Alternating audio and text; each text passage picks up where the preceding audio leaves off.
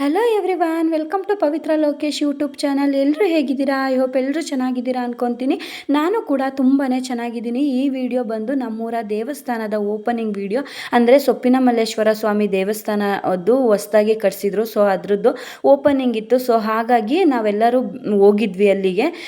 ನಾವು ಆ್ಯಕ್ಚುಲಿ ಇದು 30-31 ಜನವರಿ ಅವತ್ತು ನಡೆದಿರೋ ಅಂಥದ್ದು ಇದು.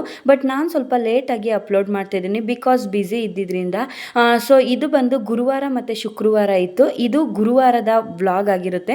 ಗುರುವಾರ ಸಂಜೆ ಒಂದು 6-6:30 ಹಂಗೆ ನಾವು ಗಂಗೆ ತರಕ್ಕೆ ಅಂತ ನಮ್ಮೂರ ಹಳ್ಳದ ಹತ್ರ ಗಂಗೆ ತರಕ್ಕೆ ಅಂತ ಹೇಳಿ ಎಲ್ರೂ ಬಂದಿದ್ವಿ. 9 ಜನ ಗಂಗೆನ ಪೂಜೆ ಮಾಡಿಕೊಂಡು ಗಂಗೆನ ಹೊತ್ಕೊಂಡು ನಮ್ಮೂರ ಊರು ಬಾಗಿಲು ಮೇಯ್ನ್ ದ್ವಾರ ಇರುತ್ತಲ್ಲ, ಸೊ ಅಲ್ಲಿಗೆ ಬಂದು ಎಲ್ಲರೂ ಸೇರಿದ್ವಿ.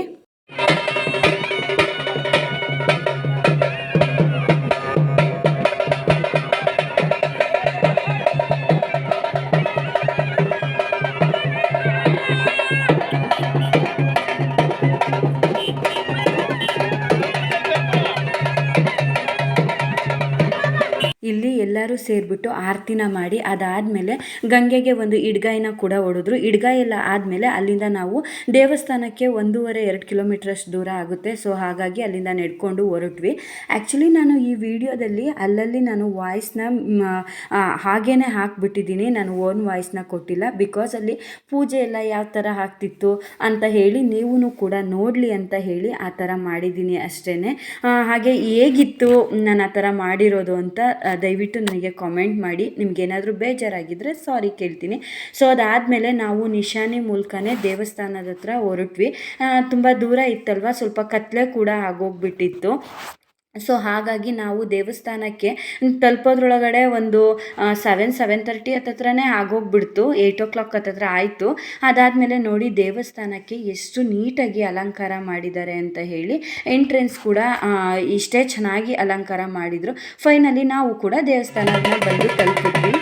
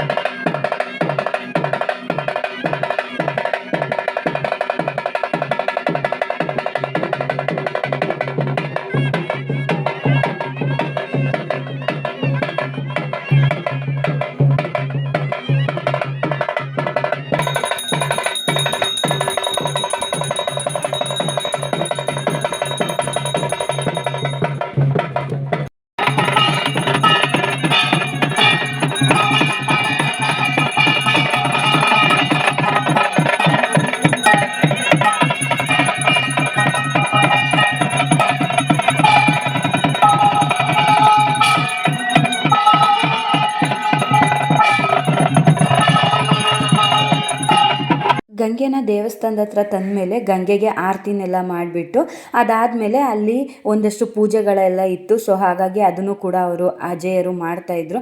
ಅದಾದಮೇಲೆ ದೇವಸ್ಥಾನಕ್ಕೆ ಹಸು ಕರುನ ಮೊದಲನೇಗೆ ನುಗ್ಗಿಸಿ ಅದಾದಮೇಲೆ ಗಂಗೆನ ಒಳಗಡೆ ತೊಗೊಂಡೋಗೋದು ಅಂತ ಹೇಳಿ ಹಸು ಕರುಗೆಲ್ಲ ಪೂಜೆ ಮಾಡ್ತಾಯಿದ್ರು. ಹಸು ಸ್ವಲ್ಪ ಗಾಬರಿನೇ ಆಗಿತ್ತು ಜನನ ನೋಡಿ. ಅದಾದಮೇಲೆ ಹಸು ಕರುನ ಕೂಡ ನುಗ್ಗಿಸಿ ಗಂಗೆನ ಕೂಡ ಒಳಗಡೆ ಇಟ್ಟು ಅದಾದಮೇಲೆ ಈ ಕಡೆ ನವಗ್ರಹ ಪೂಜೆ ಕೂಡ ಇತ್ತು. ಸೊ ಹಾಗಾಗಿ ನವಗ್ರಹ ಪೂಜೆಗೆ ನಾವು ಕೂಡ ಕೂತಿದ್ವಿ. ಕಂಕಣನೆಲ್ಲ ಕಟ್ಟಿಸ್ಕೊಂಡು ಪೂಜೆಗೆ ಕೂತ್ಕೊಂಡ್ವಿ. ಆ್ಯಕ್ಚುಲಿ ಅಲಂಕಾರ ಅಂತೂ ತುಂಬ ಅಂದರೆ ತುಂಬಾ ಚೆನ್ನಾಗಿ ಮಾಡಿದರು. ನನಗಂತೂ ಸಿಕ್ಕಾಪಟ್ಟೆ ಇಷ್ಟ ಆಯಿತು.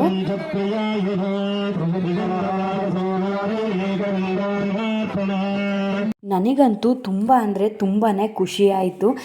ಯಾಕೆಂದರೆ ನಾನು ಈ ಅಜೇಯರಿದ್ದಾರಲ್ಲ ಅವ್ರ ಪೂಜೆಯಲ್ಲಿ ಭಾಗಿಯಾಗೋಕ್ಕೆ ನನಗೆ ತುಂಬ ಇಷ್ಟ ಇತ್ತು.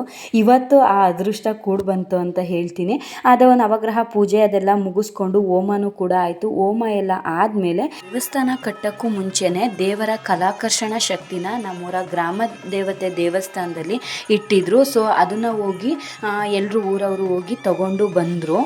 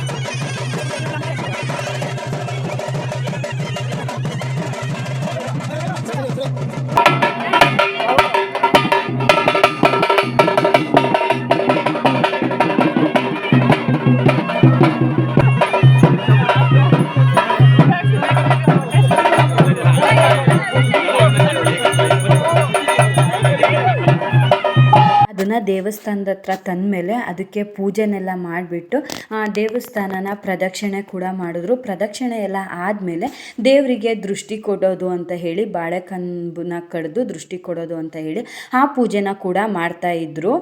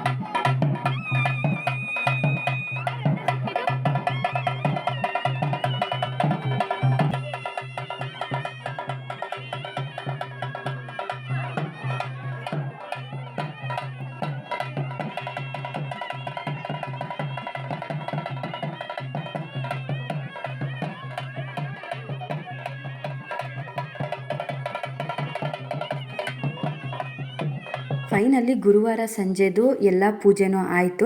ಆ ಪೂಜೆನೆಲ್ಲ ಮುಗಿಸ್ಕೊಂಡು ಇನ್ನು ನಾಳೆ ಬೆಳಗ್ಗೆ ಇತ್ತು. ಸೊ ಹಾಗಾಗಿ ಇವತ್ತಿನ ಪೂಜೆನೆಲ್ಲ ಮುಗಿಸ್ಕೊಂಡು ಅಲ್ಲೇ ಪ್ರಸಾದ ಕೂಡ ಇತ್ತು. ಸೊ ಎಲ್ಲರೂ ಪ್ರಸಾದನ ತಿನ್ಕೊಂಡು ಮನೆಗೆ ಹೊರಟ್ವಿ. ಆ್ಯಕ್ಚುಲಿ ನಮ್ಮ ಮಾವಂಗೆ ಹಾಡು ಹೇಳೋದು ಅಂದರೆ ತುಂಬ ಇಷ್ಟ. ಯಾವುದೇ ದೇವಸ್ಥಾನಕ್ಕೆ ಹೋದರೂ ಹಾಡು ಹೇಳ್ತಾರೆ. ಅವ್ರ ಹಾಡು ಹೇಗಿದೆ ಅಂತ ದಯವಿಟ್ಟು ಕಾಮೆಂಟಲ್ಲಿ ತಿಳಿಸಿ.